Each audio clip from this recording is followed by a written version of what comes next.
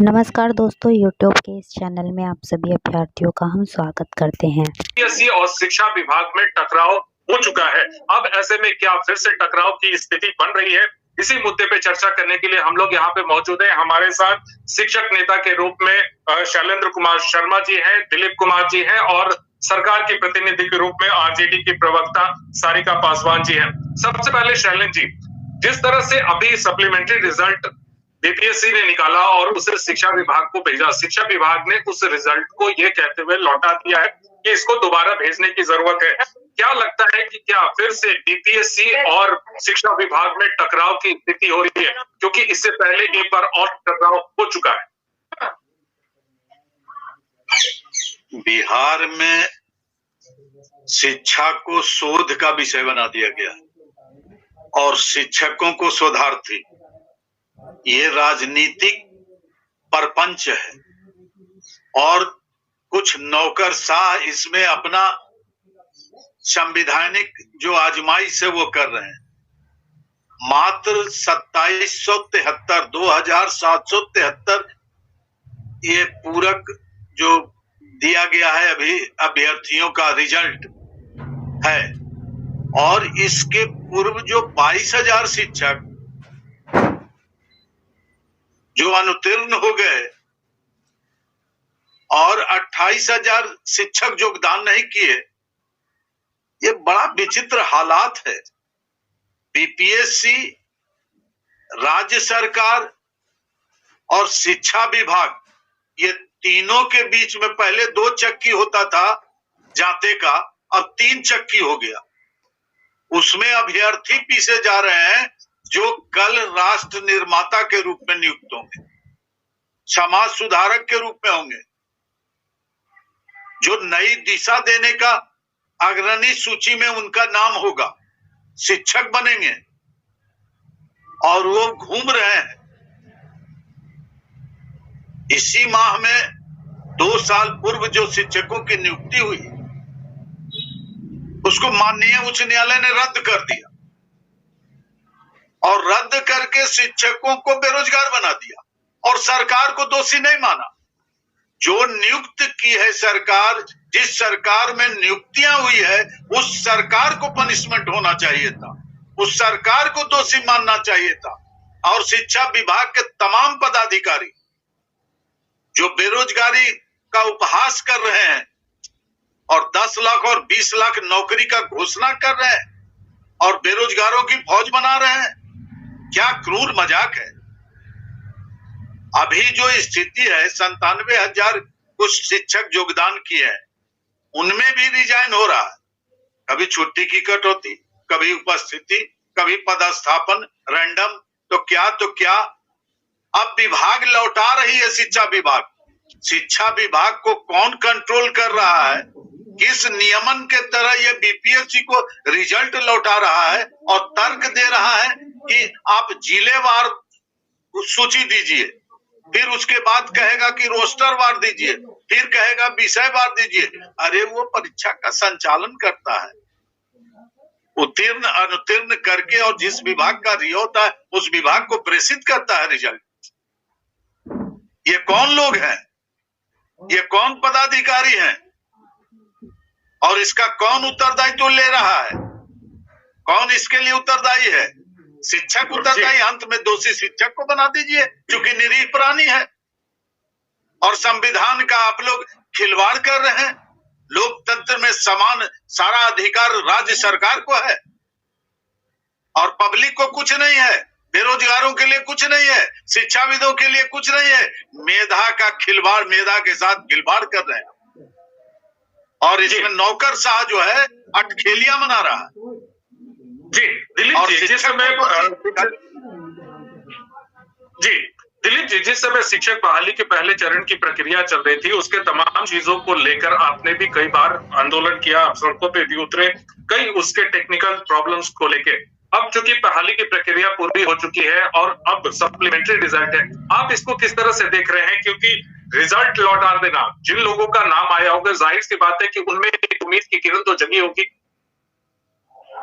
जी बिल्कुल, ये दिखा रहा है कि शिक्षा विभाग नहीं चाह रहा था कि सप्लीमेंट्री रिजल्ट जारी हो इस बहाली का। शिक्षा विभाग इसके लिए तैयार ही नहीं है। और बीपीएससी ने सप्लीमेंट्री रिजल्ट जारी, उन्होंने औपबंधिक रिजल्ट दिया था, तो बीपीएससी को यह अधिकार था कि वो रिजल्ट जारी करे। मल्टीपल रिजल्ट दिया गया था, तो इस आधार पर उन्होंने ये सप्लीमेंट्री रिजल्ट जारी किया। हालांकि अभी भी मैं कह रहा हूँ सप्लीमेंट्री रिजल्ट अभी बहुत जारी किया गया है। अभी तो सप्लीमेंट्री रिजल्ट कम से कम 15 से 20 हजार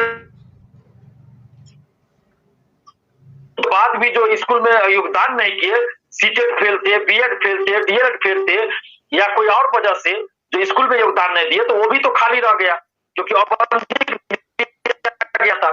तो 15 से 20 हजार, कम से कम 20 हजार ये रिजल्ट जारी होना चाहिए, लेकिन बीपीएससी ने बहुत कम सप्लीमेंट्री रिजल्ट जारी किया, और उसको भी शिक्षा विभाग एक्सेप्ट करने के लिए तैयार नहीं है। ये दिखाता है कि शिक्षा विभाग सप्लीमेंट्री रिजल्ट नहीं देना चाहता था, लेकिन बीपीएससी ने चूंकि वादा किया था, तो इसलिए सप्लीमेंट्री किया।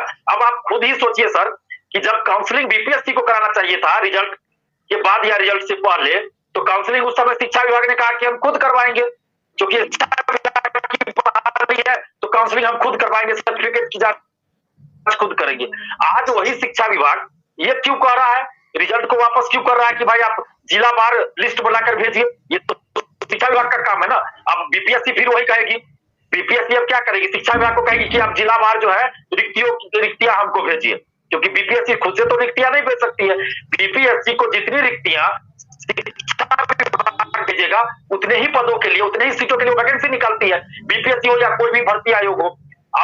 अब सप्लीमेंट्री रिजल्ट जब बीपीएससी ने जारी किया, शिक्षा विभाग को भेजा, अब शिक्षा विभाग बीपीएससी को कि भाई रिजल्ट को लौटा दिया, कह रहा है बीपीएससी को कि जिला बार हमको भेजिए।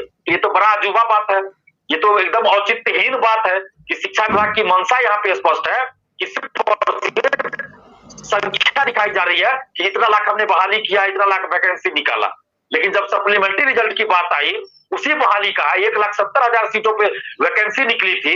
1,70,000 तो स्कूल में नहीं दिख रहा है पढ़ाते हुए।